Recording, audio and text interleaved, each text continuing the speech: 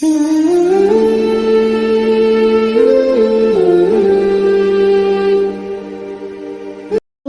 علی رسولہ الکریم اما بعد فاعوذ باللہ من الشیطان الرجیم بسم اللہ الرحمن الرحیم۔ کل ہم نے سلسلہ کلام اپنا جہاں سے ختم کیا تھا آج وہیں سے جوڑیں گے انشاءاللہ تعالی۔ کل ہم جو ہے وہ پہنچے تھے مسلم بن عقیل تک۔ مسلم بن عقیل کی گرفتاری کے لیے ابن زیاد کی چلاکی، میں نے ہیڈنگز میں نے آپ کو کل بتایا تھا نا، ایک فائل میں نے رکھی، ہیڈنگز دے لیتی ہوں کہ اب اگلا ٹاپک یہ ہے۔ تو اگلا جو ہمارا ٹاپک ہے، کل جہاں ہم نے سلسلہ کلام بند کیا تھا، آج وہیں سے سٹارٹ کرتے ہیں کہ مسلم کی گرفتاری کے لیے ابن زیاد کی چلاکی۔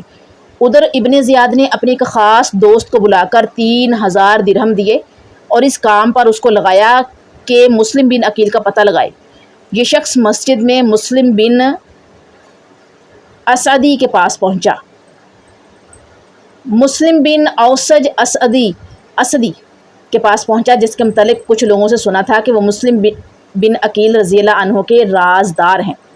وہ جب نماز سے فارغ ہوئے تو اس شخص نے علیحدہ لے جا کر ان سے کہا کہ میں شام کا باشندہ ہوں، اللہ تعالیٰ نے مجھ پر انعام فرمایا ہے کہ مجھے اہل بیت نبی کریم صلی اللہ علیہ وسلم کی محبت عطا فرمائی۔ یہ 3000 درہم میں اس لیے لایا ہوں کہ اس شخص کے سپرد کر دوں جو حضرت حسین رضی اللہ تعالیٰ عنہ کے لیے بیعت لے رہا ہے۔ مجھے لوگوں سے یہ پتہ چلا ہے کہ آپ کو اس شخص کا علم ہے، اس لیے یہ روپیہ آپ مجھ سے لے لیں اور مجھے وہاں پہنچا دیں تاکہ میں بھی ان کے ہاتھ پر بیعت کر لوں، اور اگر آپ چاہیں تو مجھ سے آپ ہی ان کے لیے بیعت لے لیجئے۔ مسلم بن اوسجہ نے کہا کہ مجھے آپ کی ملاقات سے خوشی ہوئی، آپ کی مراد انشاءاللہ پوری ہوگی اور شاید اللہ تعالیٰ آپ کے ذریعے اہل بیت و اطہار کی مدد فرمائے، مگر مجھے اس سے بڑا خطرہ ہو گیا ہے کہ لوگوں میں میرا نام ابھی سے مشہور ہو گیا۔ بہرحال مسلم ابن اوسجہ نے اس شخص سے حلف اور عہد لیا کہ راز فاش نہ کرے گا۔ یہ شخص چند روز تک ان کے پاس انتظار میں آتا جاتا رہا کہ وہ اس کو مسلم بن عقیل سے ملا دیں گے۔ اب اگلا جو پوائنٹ ہے وہ ہے ابن زیاد ہانی بن عروہ کے گھر میں۔ اتفاقاً ہانی بن عروہ جن کے گھر میں مسلم بن عقیل روپوش تھے۔ اب کوشچن بنتا نا کہ ہانی بن عروہ کون تھے؟ ہانی بن عروہ وہ یعنی کہ شخصیت کے جن کے گھر میں مسلم بن عقیل روپوش تھے، بیمار ہو گئے۔ ابن زیاد بیمار کی خبر پا کر عیادت کے لیے ان کے گھر پہنچا۔ اس وقت امارہ بن عبد نے ان سے کہا کہ یہ موقع غنیمت ہے، اس وقت دشمن یعنی ابن زیاد تمہارے قابو میں ہے، قتل کرا دو۔ ہانی ابن عروہ نے کہا کہ شرافت کے خلاف ہے کہ اس کو اپنے گھر میں قتل کروں، یہ موقع نکل گیا۔ مگر اتفاقاً ایسا ہی ایک اور موقع پیش آیا کہ شریک ابن اعور، الف ہے اس کے ساتھ اور عین اور واو اور را ہے، ٹھیک ہے، یہ نام کچھ اس طرح کے ہیں کہ جن کی جو ہے وہ دو طریقوں سے ان کو پڑھا جا سکتا ہے۔ تو ایک اور موقع پیش آیا، شریک ابن اعور جو کہ ابن زیاد کے ساتھ کوفہ میں آیا تھا۔ یہ کون ہے؟ ابن زیاد کے ساتھ کوفہ میں آیا تھا، مگر اہل بیت سے محبت رکھنے کے سبب ابن زیاد سے جدا ہو کر ہانی بن عروہ کا مہمان اور ہمراز ہو گیا تھا۔ یہ بیمار پڑا تو پھر ابن زیاد نے خبر بھیجی کہ آج شام کو میں شریک ابن اعور کی عیادت کے لیے جاؤں گا یا آؤں گا۔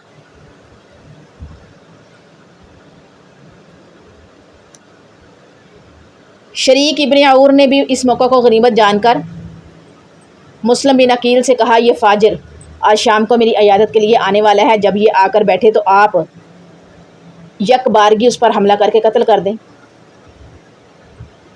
پھر آپ مطمئن ہو کر قصر امارت میں بیٹھیں، اگر میں تندرست ہو گیا تو بصرہ پہنچ کر وہاں کا انتظام میں آپ کے حق میں درست کر دوں گا۔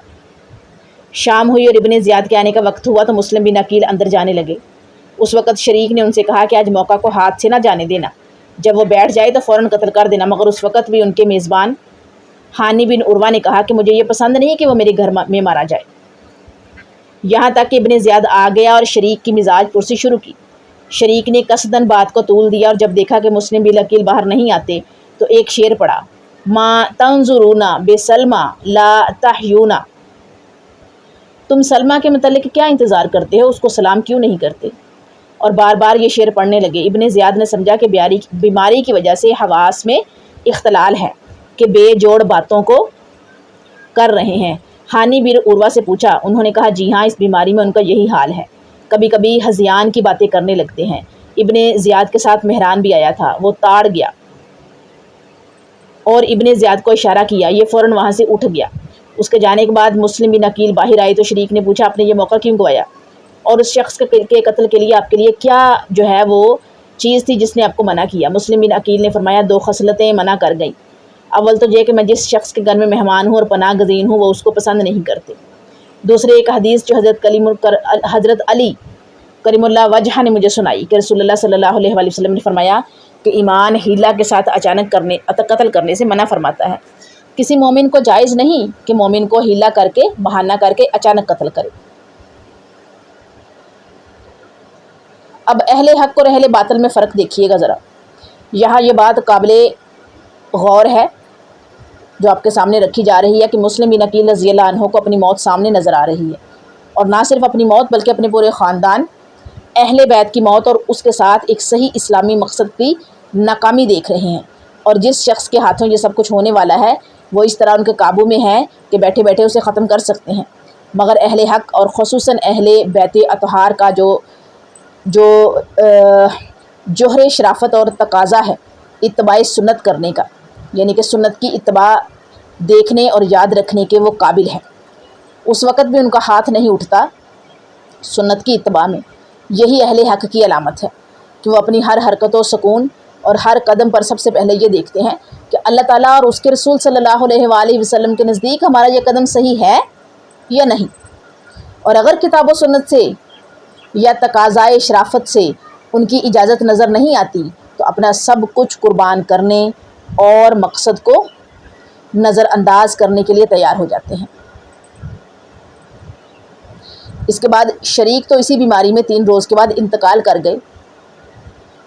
اب جس شخص کو ابن زیاد نے 3000 روپے دے کر مسلم بن عقیل کے پیچھے لگایا ہوا تھا اور وہ مسلم بن اوسجہ کے پاس برابر آمد و رفت رکھتا تھا، آ جا رہا تھا، بالآخر ایک روز مسلم بن اوسجہ نے اس کو مسلم بن عقیل سے ملوا دیا۔ اس نے جا کر مسلم بن عقیل کے ہاتھ پر حضرت حسین کے لیے بیعت کی اور 3000 درہم ان کو دے دیے، اور اب روزانہ ان کے پاس آنے جانے لگا، اور اس راستہ مسلم بن عقیل کی ہر نقل و حرکت اور تمام راز جو ہیں ابن زیاد کے پاس پہنچنے لگے۔ اس کے بعد ہانی بن عروہ کی گرفتاری عمل میں آتی ہے کہ اب جب کہ ابن زیاد پر پوری طرح راز کھل چکا تھا اور معلوم ہو گیا کہ ہانی بن عروہ نے مسلم کو پناہ دے رکھی ہے، تو اس کو ہانی کی فکر ہوئی۔ لوگوں سے کہا یہ کیا بات ہے کہ بہت دنوں سے ہانی بن عروہ ہم سے ملے نہیں؟ لوگوں نے بیماری کا عذر بتایا، مگر اس کو تو گھر کے بیدی نے سب کچھ بتا رکھا تھا۔ اس نے کہا نہیں، ایسا نہیں ہے، وہ مرض سے اچھے ہو چکے ہیں، گھر کے دروازے پر پہرا کے لیے بیٹھے رہتے ہیں، آپ لوگ جاؤ اور اس کو سمجھاؤ کہ وہ اپنی ذمہ داریوں کو سمجھے اور ہمارے پاس آئیں۔ یہ لوگ ہانی کے پاس پہنچے، حالات کی نزاکت بتلائی اور کہا کہ آپ ہمارے ساتھ چلیے۔ ہانی نے اپنے آپ کو مجبور پایا، ان کے ساتھ چلنے کے لیے سوار ہو گئی۔ جب قصر عمارت کے قریب پہنچے تو ان کو احساس ہوا کہ آج میرے لیے خیر نہیں۔ آنے والوں کو ان کے عزیز حسان بن اسما بھی تھے، آنے والوں میں ان کے عزیز تھے حسان بن اسما، وہ بھی تھے۔ ان سے کہا کہ مجھے اپنے بارے میں خطرہ ہے۔ حسان نے جواب دیا کہ آپ بالکل فکر نہ کریں، میں تو کوئی خطرہ محسوس نہیں کرتا۔ وجہ یہ تھی کہ حسان ان واقعات سے بے خبر تھے، ان کو نہیں پتا تھا کہ یہ کیا واقعات ہو رہے ہیں اور ہونے والے ہیں۔ یہ لوگ ہانی کو ساتھ لیے ہوئے قصر عمارت میں داخل ہوئے تو ابن زیاد نے قاضی کوفہ شریح سے کہا کہ ایک خائن کو خود اس کے پاؤں نے یہاں تک پہنچا دیا، ایک خائن کو خود اس کے پاؤں نے یہاں تک پہنچا دیا۔ جب قریب آئے تو ابن زیاد نے شعر پڑھا،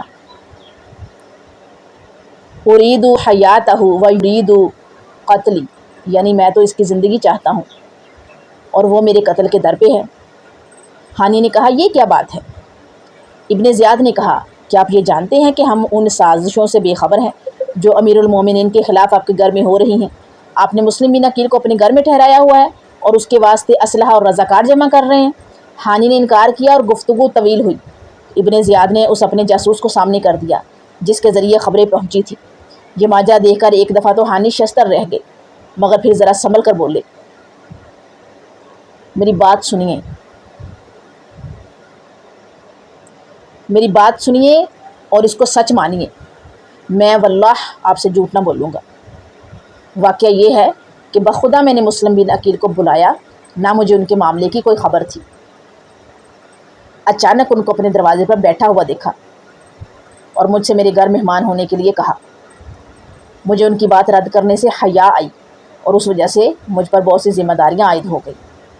میں نے مجبور ہو کر اپنے گھر میں داخل کیا اور مہمان بنا لیا، اور اگر اب آپ مجھ پر اطمینان کریں تو میں اپنے گھر جاؤں اور ان کو اپنے گھر سے نکال دوں اور آپ کے پاس آ جاؤں۔ ابن زیاد نے کہا کہ خدا کی قسم آپ مجھ سے اس وقت تک جدا نہیں ہو سکتے جب تک مسلم بن عقیل کو میرے سپرد نہ کر دیں۔ ہانی نے کہا کہ میں ایسا ہرگز نہیں کر سکتا کہ اپنے مہمان کو تمہارے سپرد کروں اور تم اسے قتل کر دو۔ مجلس میں جو حاضر تھے، حاضر مجلس مسلم بن عمر باہلی نے، مجلس میں تھا مسلم بن عمر باہلی نے ابن زیاد سے کہا کہ مجھے اجازت دیجیے، میں انہیں سمجھاتا ہوں۔ علیحدہ لے گئے اور کہا، کیوں اپنے آپ کو ہلاک کرتے ہو؟ مسلم کو ان کے سپرد کر دو، یہ لوگ سب آپس میں بائی بائی ہیں، ایک دوسرے سے نبٹ لیں گے، قتل نہ کریں گے اور نہ کوئی نقصان پہنچائیں گے۔ اس معاملہ میں نہ آپ کی کوئی رسوائی اور نہ آر۔ ہانی نے کہا، اس سے زیادہ کیا رسوائی ہو سکتی ہے کہ میں اپنے مہمان کو اس کے دشمن کے حوالے کر دوں؟ بخدا اگر میرا کوئی مددگار بھی نہ ہوتا اور میں تنہا ہوتا، جب بھی اپنے مہمان کو اپنی زندگی میں اس کے سپرد نہ کرتا۔ جب ہانی کی یہ پختگی دیکھی تو ابن زیاد اور اس کے مصاحب خاص مہران نے ہانی کے بال پکڑے، ان کو مارنا شروع کیا، یہاں تک کہ ان کی ناک اور منہ سے خون بہنے لگا، اور کہا کہ اب بھی تم مسلم کو ہمارے حوالے نہیں کرو گے؟ کر دو ورنہ تمہیں قتل کر دیں گے۔ ہانی نے کہا، میرا قتل کر دینا تیرے لیے آسان نہیں ہے، اگر ایسا کرو گے تو تمہارے قصر امارت کو تلواریں گھیر لیں گے۔ اس پر ابن زیاد اور غصہ ہوا، اس نے برا بلا کہا اور مار پیٹ شروع کر دی۔ اسما بن خارجہ جو ہانی کے گھر سے بلا کر لائے تھے اور ان کو اطمینان دلایا تھا کہ آپ کوئی فکر نہ کریں، وہ اس وقت کھڑے ہوئے اور سختی سے ابن زیاد کو کہا کہ اے غدار، تو نے ہمیں ایک ایسے شخص کو لانے کے لیے کہا جب ہم اسے لے آئے تو نے اس کا یہ حال کر دیا۔ اس پر ابن زیاد نے ہاتھ روکا۔ ادھر شہر میں یہ مشہور ہو گیا کہ ہانی بن عروہ قتل کر دیے گئے۔ جب یہ خبر عمرو بن حجاز کو پہنچی تو وہ ایک قبیلہ تھا، وہ مزجج، اس کے بہت سے نوجوانوں کو ساتھ لے کر موقع پر پہنچے اور ابن زیاد کے مکان کا محاصرہ کیا۔ تو اب ابن زیاد کو فکر پڑ گئی۔ قاضی شریح کو کہا کہ اب باہر جا کر لوگوں کو بتلائے کہ ہانی بن عروہ صحیح سالم ہیں، قتل نہیں کیے گئے، میں خود ان کو دیکھ کر آیا ہوں۔ اور شریح کے ساتھ اپنا ایک آدمی بطور جاسوس لگا دیا کہ وہ ابن زیاد کے کہنے کے خلاف کوئی بات نہ کرے۔ قاضی شریح کا یہ قول سن کر عمرو بن حجاز نے اپنے ساتھیوں سے کہہ دیا کہ اب اطمینان ہے، تم واپس چلے جاؤ۔ ہانی بن عروہ کے متعلق شہادت کی خبر اور اس کے خلاف قبیلہ مزجج کے ہنگامہ اور ابن زیاد کے قصر کے محاصرہ کی اطلاع جب مسلم بن عقیل کو ملی تو وہ بھی مقابلے کے لیے تیار ہو کر نکلے اور جن 18,000 مسلمانوں نے ان کے ہاتھ پہ بیعت کی تھی ان کو جمع کیا۔ 4,000 آدمی جمع ہو گئے اور جمع ہوتے جا رہے تھے۔ یہ لشکر ابن زیاد کی قصری عمارت کی طرف بڑھا تو ابن زیاد نے قصر کے دروازوں کو مقفل کر دیا، یعنی کہ اپنا جو اس کا گھر تھا اسے اس وقت قصری عمارت کہتے تھے، اس کا مکان جس میں وہ موجود تھا، جیسے آج گورنر ہاؤس ہے، وزیر اعظم ہاؤس ہے، صدر ہاؤس یعنی کہ صدر کا گھر ہے، یا یوں کہہ لیجئے کہ میئر کا گھر ہے اس کو ملتا ہے، یا یوں کہہ لیجئے کہ ابھی جو وزیر ہیں مشیر ہیں ان کو گھر ملتے ہیں، تو ایسے ہی اس کا ایک قصر عمارت تھا، اس کے دروازوں کو بند کر لیا۔ مسلم اور ان کے ساتھیوں نے قصر کا محاصرہ کر لیا۔ مسجد اور بازار ان لوگوں سے بھر گیا اور جو ابن زیاد کے مقابلہ پر آئے تھے، اور شام تک اس میں اضافہ ہوتا رہا۔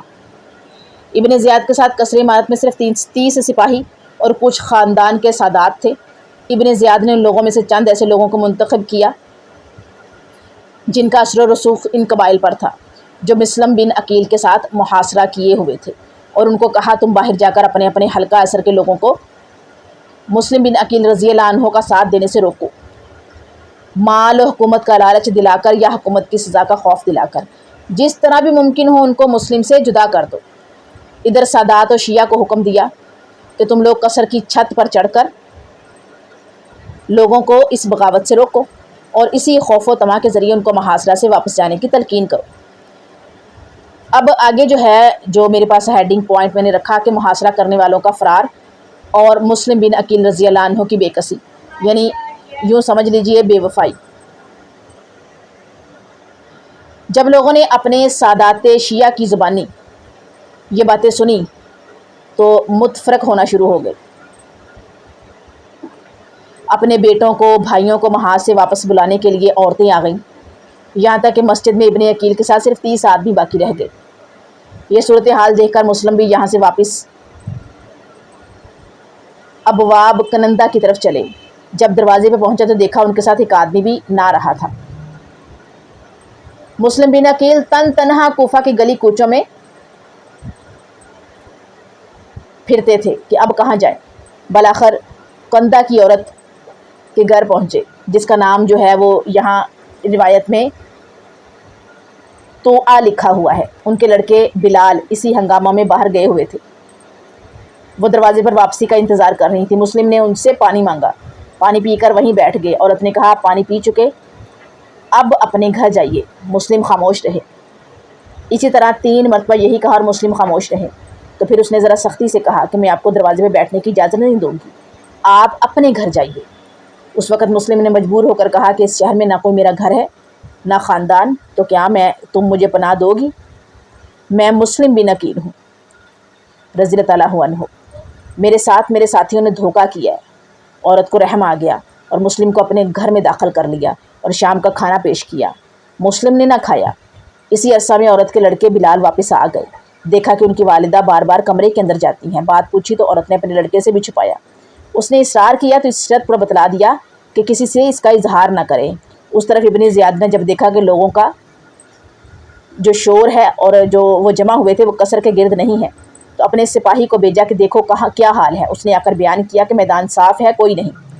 اس وقت ابن زیاد اپنے قصر سے اتر کر مسجد میں اور ممبر کے گرد اپنے جو خاص لوگ ہیں ان کو بٹھایا اور اعلان کرایا کہ سب لوگ مسجد میں جمع ہو جائیں۔ مسجد بھر گئی۔ ابن زیاد نے خطبہ دیا کہ ابن عقیل رضی اللہ عنہ، بے وقوف جاہل نے جو کچھ کیا وہ تم نے دیکھ لیا۔ اب ہم یہ اعلان کرتے ہیں کہ ہم جس شخص کے گھر میں ابن عقیل کو پائیں گے ہمارا ذمہ اس سے بری، اور جو کوئی ان کو ہمارے پاس پہنچائے گا اس کو انعام ملے گا۔ اور اپنی پولیس کے افسر حسین بن نمیر کو حکم دیا کہ شہر کی تمام گلی کوچوں کے دروازوں پر پہرا لگا دو، کوئی باہر نہ جا سکے، اور پھر سب گھروں کی تلاشی لو۔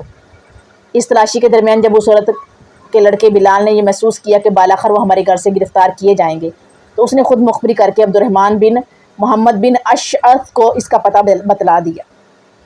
اس نے اپنے باپ محمد بن اشعث کو اور اس نے ابن زیاد کو اس کی اطلاع کر دی۔ ابن زیاد نے محمد بن اشعث کی سرکردگی میں 70 سپاہیوں کا ایک دستہ ان کے گرفتار کرنے کے لیے بھیج دیا۔ مسلم بن عقیل کا 70 سپاہیوں سے تنہا مقابلہ کرنا جو کہ ہمارے پاس موجود ہے، یہ کہ مسلم بن عقیل جو ہیں جب انہوں نے آوازیں سنی تو تلوار لے کر دروازے پر آ گئے اور ان کا مقابلہ کیا، تنہا مقابلہ کیا۔ مسلم بن عقیل جو ہے اکیلے ان سپاہیوں کا مقابلہ کرتے ہوئے زخمی ہوئے، تھک گئے، ایک دیوار سے کمر لگا کر بیٹھ گئے۔ پھر ان کو ایک سواری پر سوار کرایا گیا اور ہتھیار ان سے لے لیے گئے۔ ہتھیار لینے کے وقت ابن عقیل نے کہا کہ یہ پہلی عہد شکنی ہے کہ امن لینے کے بعد ہتھیار چھینے جا رہے ہیں، کیونکہ ان سے کہا گیا تھا نا کہ اپنی جان کو ہلاک نہ کرو، میں تم سے جھوٹ نہیں بولتا، یہ لوگ تمہارے چچا زاد بھائی ہیں، نہ تمہیں قتل کریں گے نہ ماریں گے۔ محمد بن اشعث نے یہ لفظ کہے تھے۔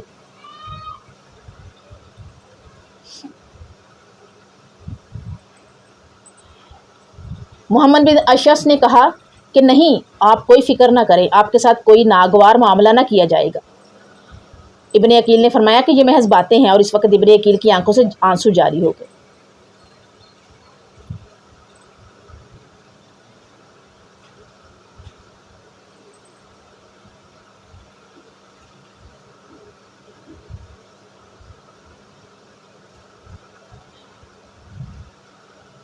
انہوں نے کہا کہ میں اپنی جان کے لیے نہیں روتا، ابن عقیل نے جب آنسو جاری ہوئے تو انہوں نے کہا کہ اپنی جان کے لیے نہیں روتا، بلکہ حسین رضی اللہ عنہ اور آل حسین کی جانوں کے لیے، جو میری تحریر پر عنقریب کوفہ پہنچنے والے ہیں اور تمہارے ہاتھوں اسی طرح گرفتار ہوں گے جس میں میں گرفتار ہوا ہوں۔ اس لیے یہ مسلم بن عقیل جو ہے انہوں نے اس چیز کا تذکرہ کیا کہ اپنی جان کے لیے نہیں روتا میں۔ یہ وہ آل ہے کہ جنہوں نے نبی صلی اللہ علیہ وآلہ وسلم اور ان کے خاندان کے ساتھ وفا نبھائی۔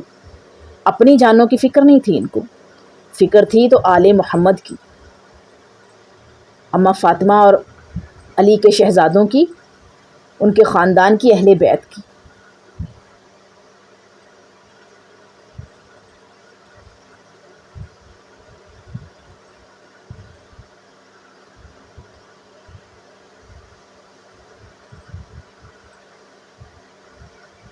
اب یہاں پر جو ہے دیکھیے گا کہ محمد بن اشعث نے اس کے بعد کیا کہا، تم نے مجھے امان دیا ہے اور میرا گمان یہ ہے کہ تم اپنے اس امان سے عاجز ہو جاؤ گے، لوگ تمہاری بات نہ مانیں گے اور مجھے قتل کریں گے، تو اب کم از کم تم میری ایک بات مان لو، وہ یہ ہے کہ ایک آدمی حضرت حسین رضی اللہ عنہ کے پاس فوراً روانہ کر دو، جو ان کو میرے حال کی اطلاع کر کے یہ کہہ دے کہ آپ راستہ ہی سے اپنے اہل بیت کو لے کر لوٹ جائیں، کوفہ والوں کے خطوط سے دھوکہ نہ کھائیں۔